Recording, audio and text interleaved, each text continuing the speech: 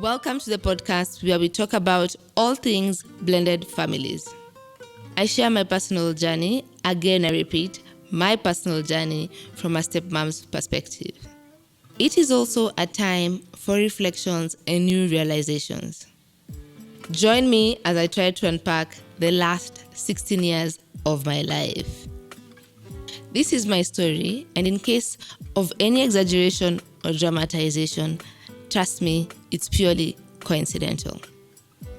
To Mike and my family, and also my extended family, sorry, not sorry.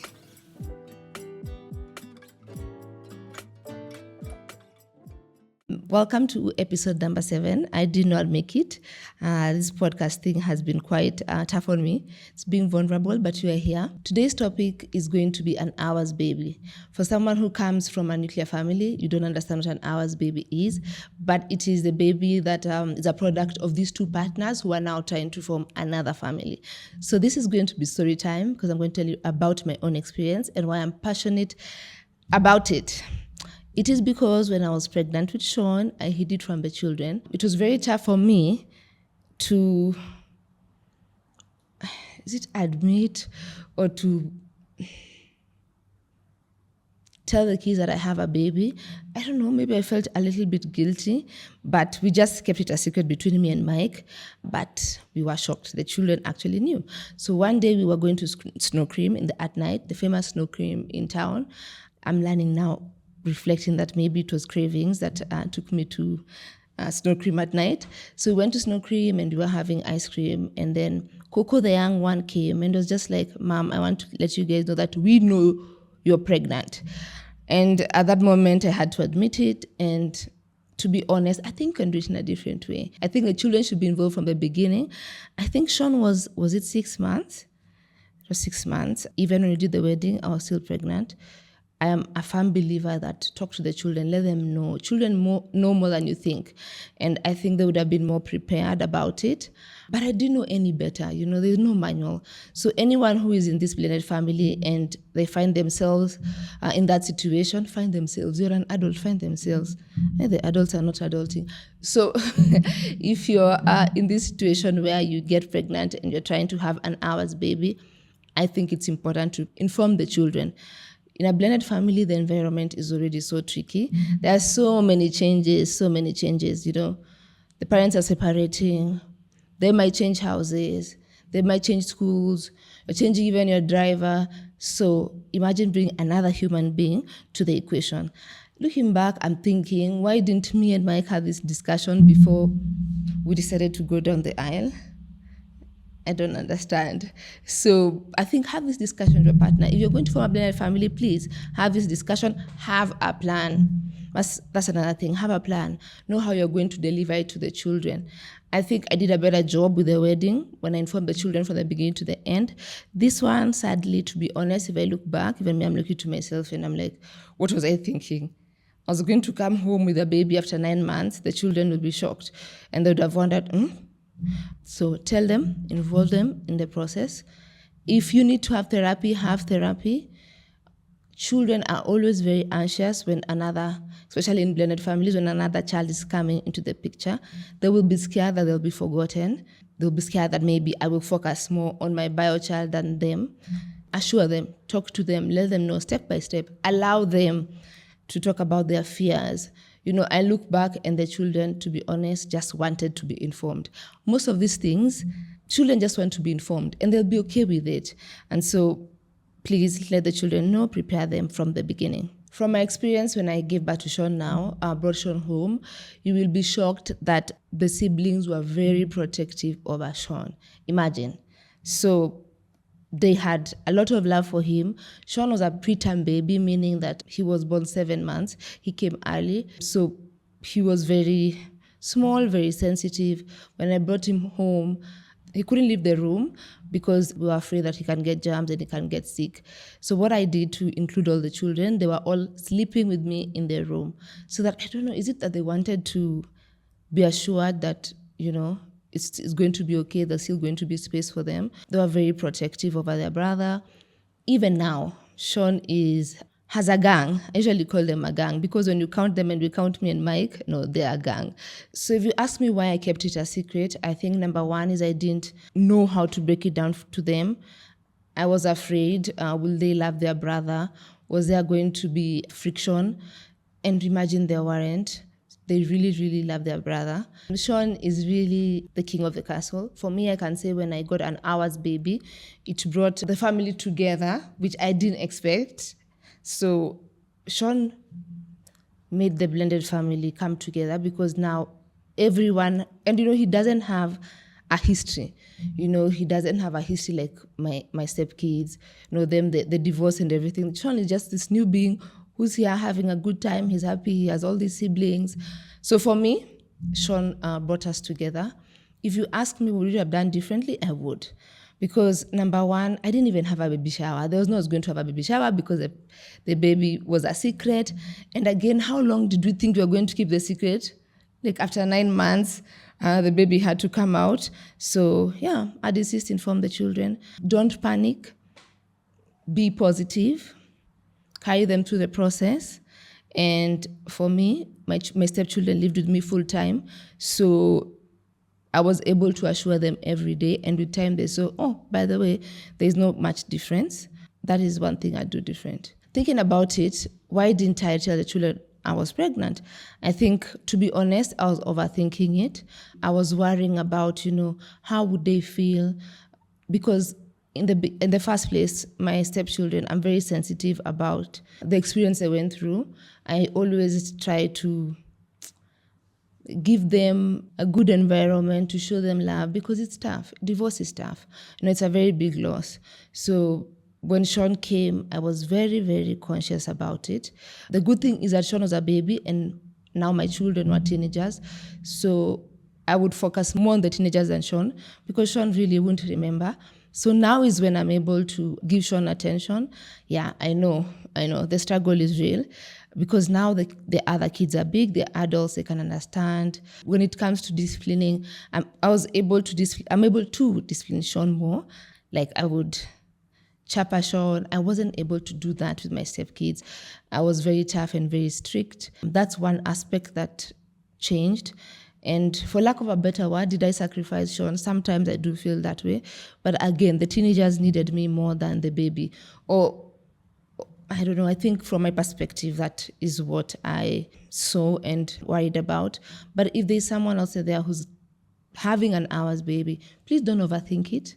Discipline the same across board because the other children are watching. If you're more lenient on them and you discipline Sean, they wonder, funny thing, like I always say, my kids were like, why don't you discipline us the same way? And so you think that you're doing a good thing, but the kids are like, oh, so you're disciplining your child. You see, love with boundaries, and I'm not doing that to them. So right now, 11 years later, is when we have that balance. It took time. And those are some worries that you have when you're having an hour's baby. It's already a very chaotic environment. Now you don't want to add more chaos to it. But for me, Sean brought a lot of love, a lot of bonding. And also, I think Sean challenges the siblings to actually be siblings, because he looks up to them as a big brother, as a big sister. So you find the siblings are challenged and they want to show up like that, which I think is a good thing. Sean is the one who will go when you give him the phone, he'll go in the group and say, hi, why is everyone not sending a WhatsApp message on how they're doing? Or why is everyone not replying to Papa's TikTok videos? He's the one who brings everyone together. He'll take the phone, he'll call his sister, he'll go to the sister's house, tell her, wake up, you promised to have a date with me, we promised to have a sleepover. So Sean really brought positive vibes to this relationship. And I don't, looking back, I wonder why did I hide it? But you live and learn. And that's why I'm telling you this story so that someone can do better than I did. There's no manual, but trust me, kids are just kids. When I look at Sean with his siblings, he doesn't even, there's no step to them. They're just his brother and his sister. Even to our other adopted children, they have their own relationship. Sometimes when I look at them, I'm quite envious. They're a big group. Sean has a lot of support. He has big brothers and big sisters. So it's a positive thing. Don't shy away from talking to the children about it. And it helps because they see the process. If they could touch the baby, actually feel, I deny them a lot. At the same time, I denied myself. So why? Looking back, maybe they would have even touched the stomach and felt the baby breathing, would have had maybe a baby shower. I would have bought them clothes saying big brother, big sister. Kathi hapo na Mike. Tulianguka. That was a D+. We didn't have a plan. So looking back, please involve the children. Let them know. It's automatic. We are here, we love one another. Definitely will want to have babies. Although there are people who come with their own babies and they don't want to have an hour's baby. That's different. That's topic for another day. But for us, we knew we were going to have a baby. So by keeping it a secret, I denied not only my children, but myself to go through the process. So please, people, do better. So for me, the pressure was real. I had to explain myself to the children. Perspective of relatives, no, I didn't have to explain myself. Friends, to be honest, there was no friend of mine who was getting pregnant. They were busy dancing in the club as I was like this. Yeah, I denied myself and I denied the kids for no reason, or no, there was no plan. We didn't think about it. Now is when I appreciate our parents. Actually, hakunaga plan. There's no form. Tunaingia tu, hakuna brief. We don't know if you're making the child or not. To be honest, I didn't have a plan. So you guys do better and have a plan, please. And trust me, children, step or not, will love each other. As long as there's love in the home, they will love each other. They don't ask questions. Sean knows that his siblings have a mom, and it's never clicked to Sean that his siblings are his stepbrother or stepsister. No, that's how much children really don't care too much about that. If you bring them up together with love. And also another thing, I think the people who hide, for example, if you're in a blended family and the kids only visit over the weekends or they have scheduled visits and you don't let them know about their brother or you don't let them know about their siblings. I'm talking about those, this one will go left, but yeah, that's how people at the wedding look at each other and you're like, you're my brother, we look alike. You deny them the experience of knowing each other.